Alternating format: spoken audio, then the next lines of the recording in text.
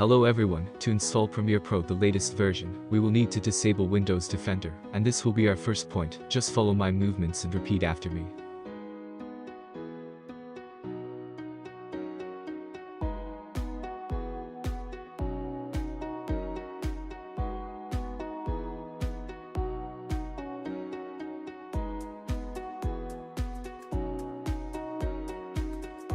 After that, we will need to open the archive, but it is with a password. The password will be specified in the description under the video. Use it to unpack the archive to the desktop.